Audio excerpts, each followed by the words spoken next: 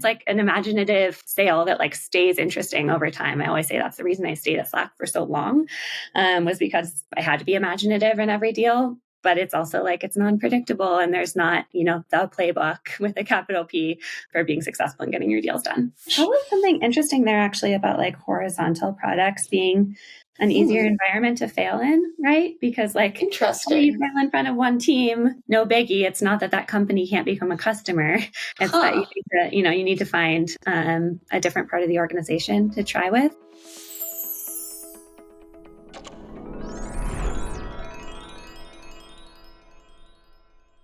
Welcome, Lilly. I am so excited to chat with you today. For those of you who are not watching but are listening, Lilly is standing in front of a piano because she is an expert at the piano, she tells us. I'm so excited to have you here to talk about all things product-led sales and just different go-to-market motions. You've been at such incredible companies of Slack and Loom and Ashby.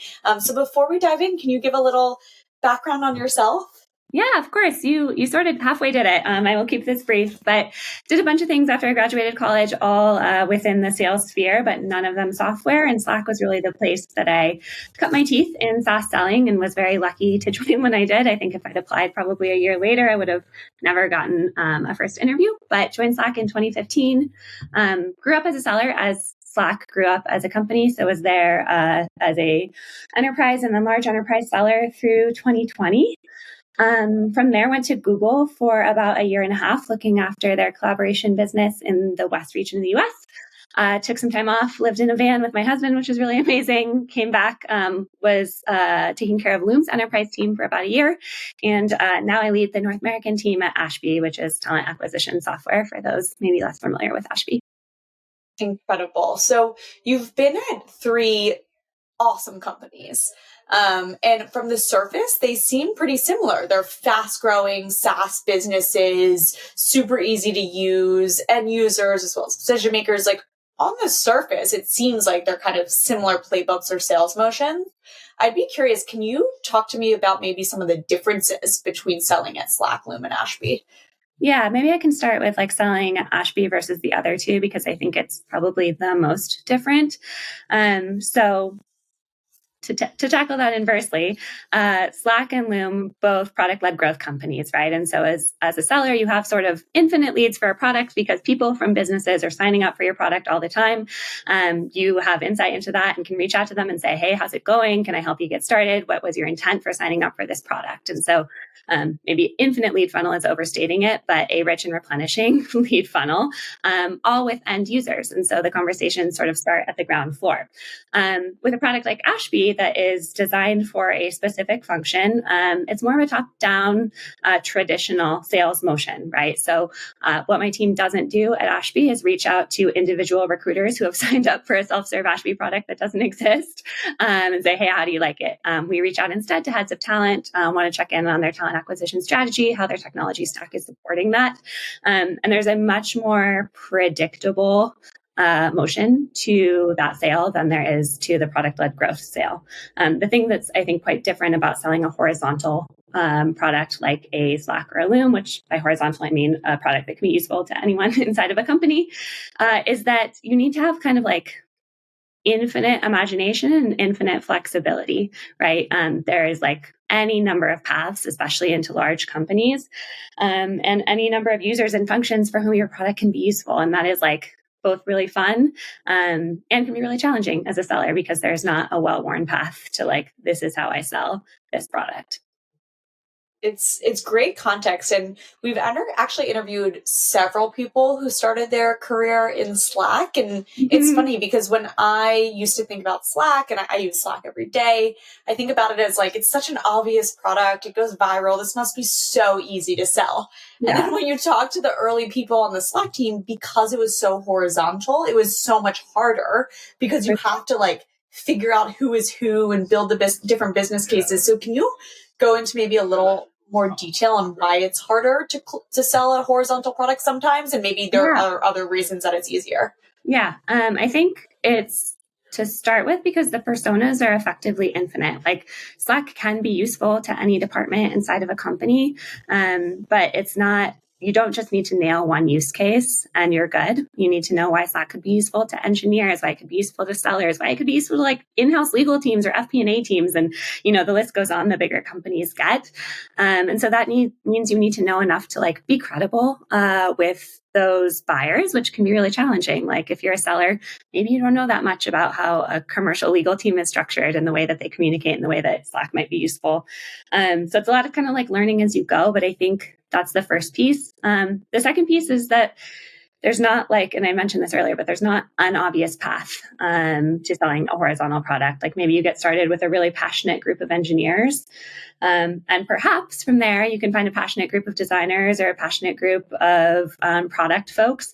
But Slack can expand, and product-led growth companies in general, they can expand in like different and unpredictable ways. And so you have to be willing to tap on different doors, sometimes to exercise extreme patience, to exercise creativity of like, okay, well, this door seems closed, so let me try that one. Or there's a few different Slack groups at this company. How could I connect them without stepping on the toes of IT?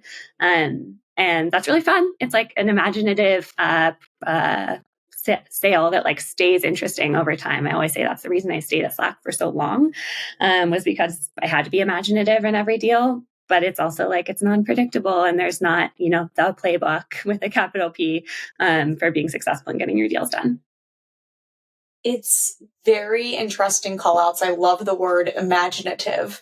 I'd be curious. So you've built and managed teams at each of these companies, and some best practices people will talk about are you're at Ashby and you're selling to maybe recruiting or people teams or HR teams. So maybe you hire a bunch of people with that expertise. Yeah. Whereas at Slack and Loom, you can't hire someone with experience just selling to a developer, maybe because they have to figure out so many different personas. Am I making this up, or does kind of the way that you hire and build teams look different in horizontal versus vertical products? I think there are some differences and some similarities in both cases, and this is probably like an obvious table stakes comment about selling SaaS today.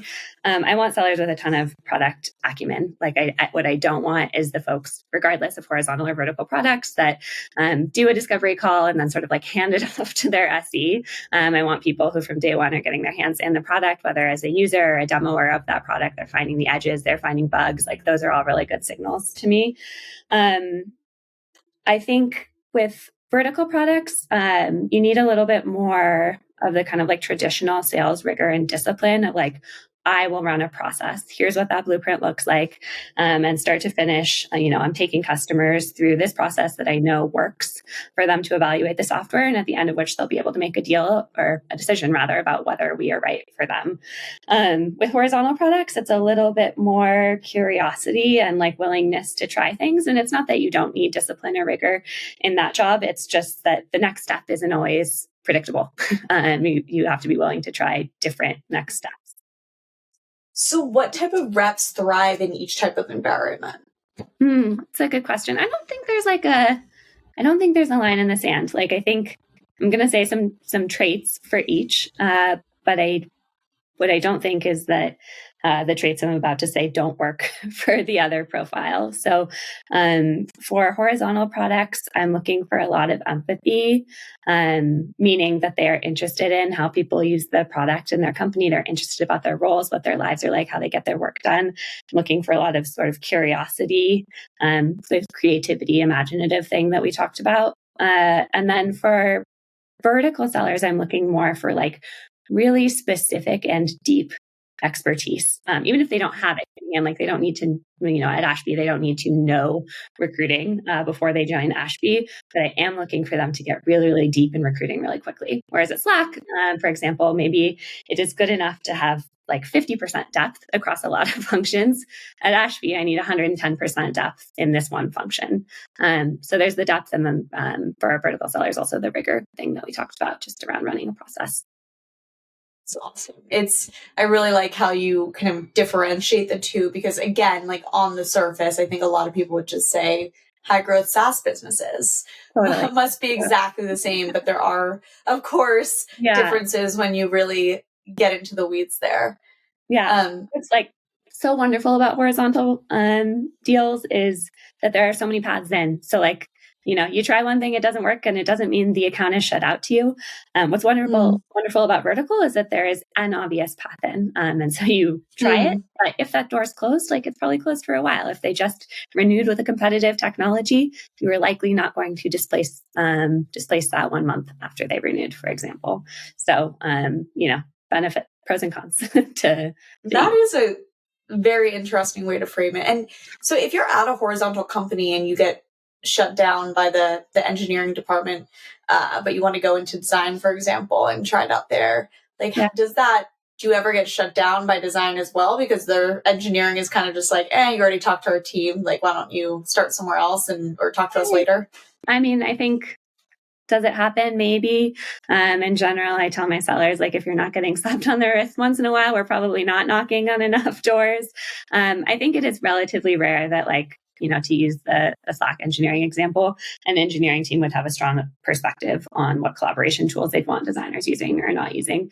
Where you might get a wrist slap with a horizontal tool is IT. So if IT is telling you, hey, we didn't want anyone at the company using the product, if you continue to try and get into a department, probably still worth doing in some cases where there's good fit, but that's probably where I'd see the slap coming from. All right. So it's good to get slapped once in a while is what I'm hearing from you in terms of like breaking some rules. I love it. Something that completely different topic, but everyone I meet early days at Slack has kind of a special, I don't know, vibe to them or experience or just understanding sales really well. What do you think Slack did in the early days to create this kind of alumni group of incredible salespeople that have gone on to so many different great companies? That is an excellent question. I don't know that I have a good answer for it. I think there was like so much energy and joy in the early days of Slack that you were working around people that were like so excited to be at work, so excited to be helping customers. And that was really contagious. So, even someone like me who was relatively new to selling software, my first couple of years in Slack, like I benefited from that enormously. And I like to think that, like, generally we all did, sort of regardless of level of experience. So I think there's some like sort of energetic alchemy that is tough to explain and also tough to replicate. The Slack network was also is really strong, especially for the early group of sellers there. I'm still in excellent touch with and very good friends with many of the folks that I worked with. And so I think there's like a, rising tides lift all boats element where folks who are having a lot of success in their careers after leaving Slack are bolstering and supporting other alumni. So I don't know. I feel like that's a imperfect answer. I don't know that I have a charming, I love it. Charming one, but I think it was like culturally a really special place to work, and we all benefited from that really sparkly culture in like career ways that would have been tough to predict in advance. I mean, culture can drive a business forward or backwards. So I think that's a great answer in creating a culture. Maybe a more tactical answer. We had such a big business to work on, like in the early days of Slack, there was so much demand. And so we got to experiment, we got to try things, we got to mess up because there was just a lot to work on all the time. It was like a fire hose. And so I think even folks who are early in their career, just got to learn really quickly at Slack in a way that if we'd been in another environment, we might not have gotten the same number of reps in the same short time.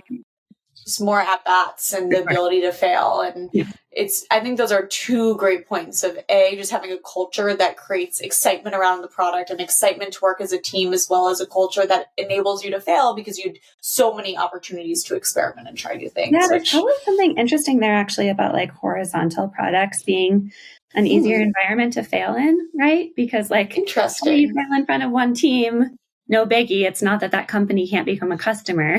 It's that you need to find a different part of the organization to try with versus, again, the more vertical sale, which is like, if we fail in front of company X, that's probably the last shot we get from them for another year or 2 years, depending on what other solutions they're buying and how long those contracts are.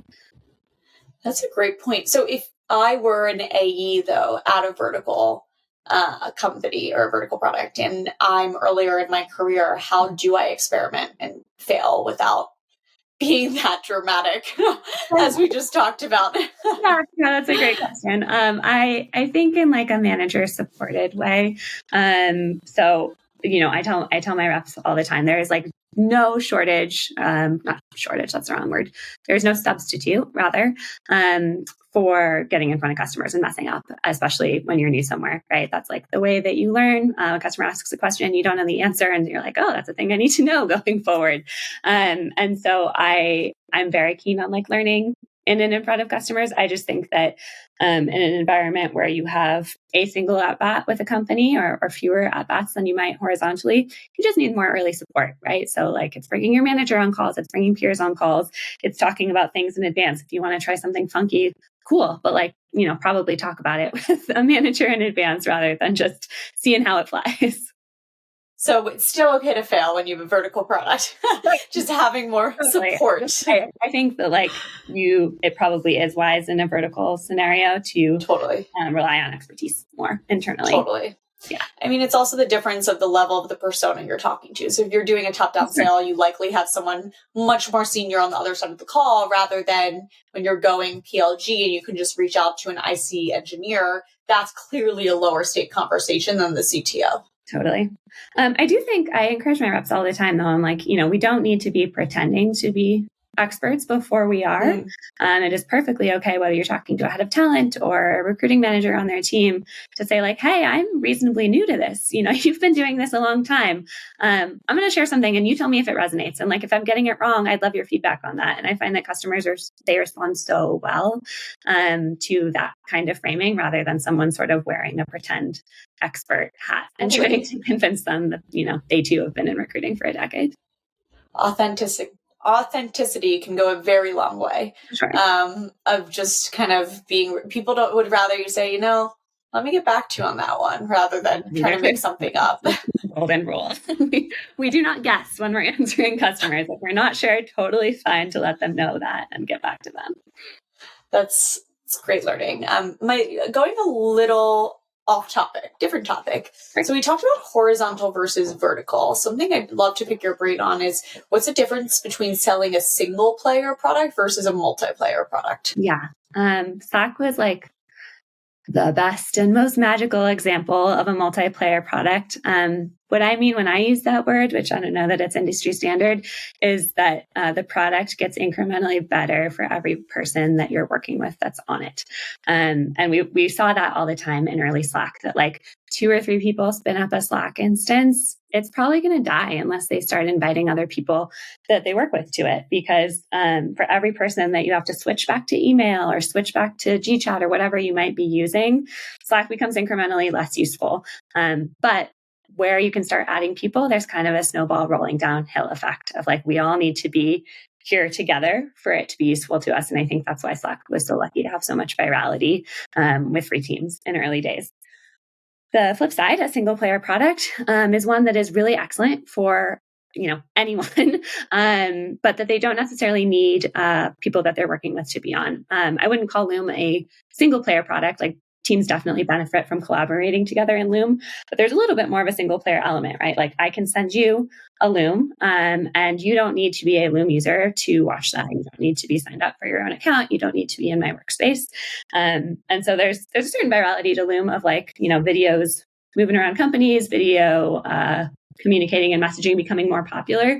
But there's not I don't need to quit Loom if you don't sign up for it, right? Whereas like with Slack, if you're not in my Slack, I probably don't want to be in my own Slack too. That makes sense? Definitely. It's a great point. And it's really interesting how you framed all this of single player, multiplayer, vertical, horizontal. It's a lot of things that I feel like when you take a step back, it does sound like, oh yeah, those are the differences. And it's probably helpful for people, even the framing of what company do I join? How do I sell this product to the company that I joined? And how does that look different? Models, right? Like, seat-based models make a ton of sense for multiplayer tools.